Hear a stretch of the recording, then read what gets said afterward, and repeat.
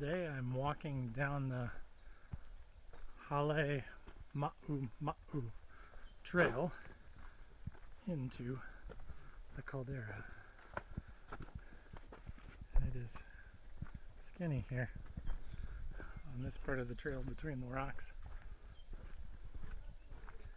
There's plenty of other people here.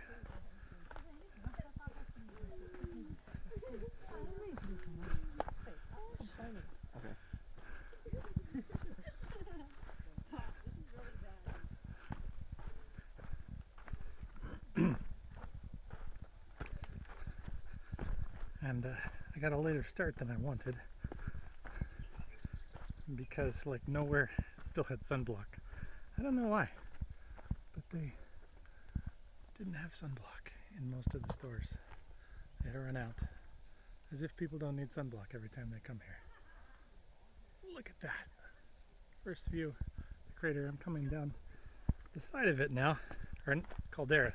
So the caldera is the big part. And then the crater is the part that went down inside of the caldera, and that's where the lava is currently flowing. So there's an eruption there happening now, but it's just kind of bubbling and fluming up. It hasn't filled up the crater yet.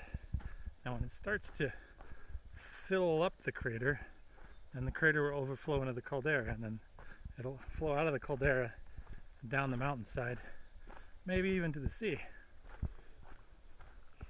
But it's not doing that today, fortunately, since I am walking down toward the caldera. Probably they would close the park or something. Last night I got a beautiful view of the lava, which is quite easy to see at night. Although I guess it was 500, 700 meters below the rim of the caldera where I was standing. So I was at about 1,200 meters and halfway down to the ocean or more inside of the caldera, and then the crater is where the lava is, which is kind of wild to think about it. I wonder if it ever falls down all the way to sea level. Sometimes when there's not an eruption going on, because it's a local minimum, it fills up with water, which then gets some nasty sulfuric acid character to it. And there's life-threatening danger everywhere. But it's beautiful. Yeah, some of these signs, there's so many of them. You wonder why they let anybody into the park. Probably there's some in the national park community that would close all the national parks and not let any people in to keep nature preserved and safe. But the people who put up signs, I don't think they really save that many idiots, and maybe the world could do with a few less idiots. That was one of the things I always liked about the Smokies, was that it was dangerous. There's bears, there's waterfalls, there's rapids, there's cliffs. For the most part, they don't have signs. They have signs at the entrance saying, hey, here's what you watch out for while you're in the park. And then dumb people go in and they do whatever they want. You don't need to have a sign on every single cliff telling somebody that it's a cliff and cliffs are dangerous. If you haven't figured out cliffs are dangerous by now, yeah. Maybe just go right up to the edge and see if you can just walk out like Wile E. Coyote. As long as you don't look down, right?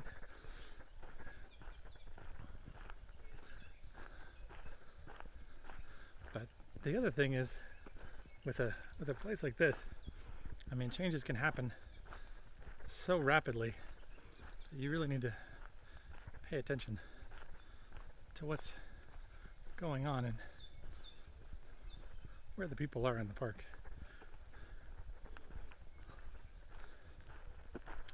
I'm kind of curious what sort of evacuation protocols and things that they have. There's actually an army base on the park grounds,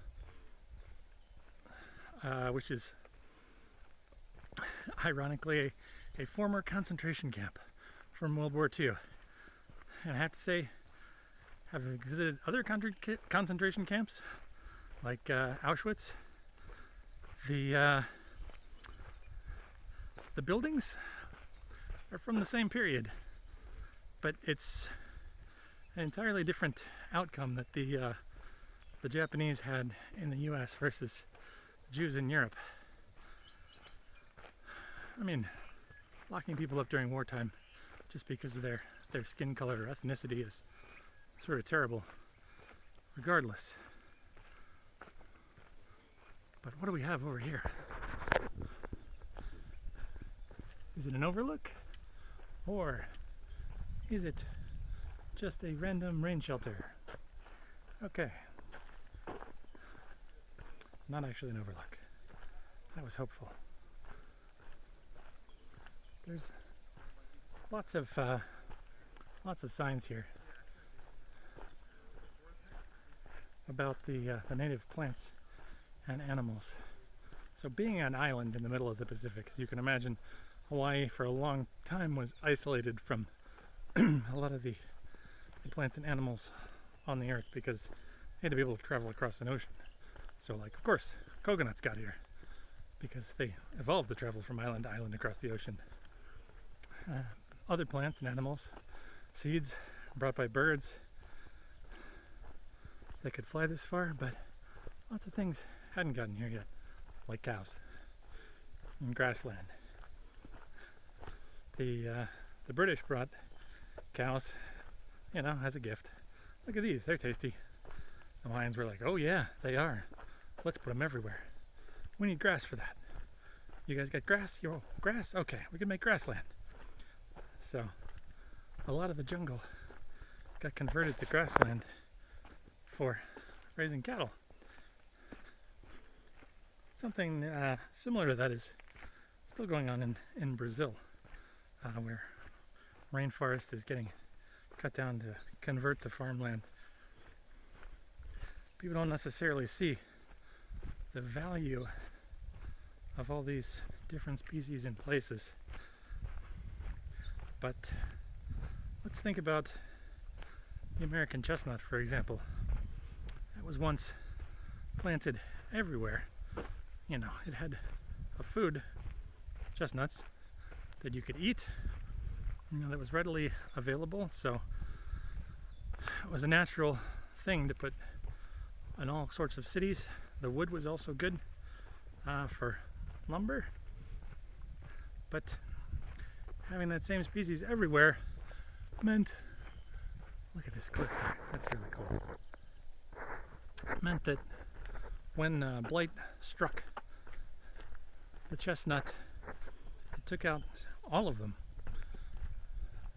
throughout America. And now they're gone for the most part. There's still a few experimental places left that are trying to bring it back, but nowhere succeeded. Having tried chestnuts, a European variety, I can't say that I like them so much, but food is food. But if we only limit ourselves to food crops from today, then we are dangerously we're setting ourselves up for problems like phylloxera happen to grapevines, which are all the same genes, just cut vines, put them in the ground, they grow a new one. Worked great for Europeans for millennia until a little bug came along that ate the roots and killed them all. And the European grapevine was almost wiped out until a guy in Texas came along and said, this phylloxera has co-evolved with American grapevines, which are similar. Let's graft them together. And the roots go in the ground of the American grapevines. European vine goes on top to make the grapes that turn into tasty wine. And voila, we have something that works for now, but certainly is far, far, far from the natural world, and dangerously so.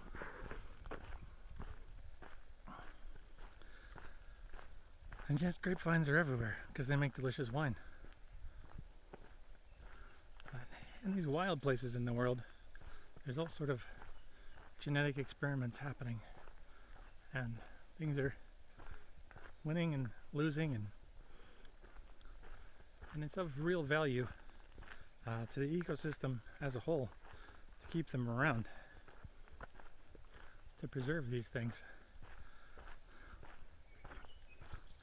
And it's great that we have national parks that at least try to do that as best that they can.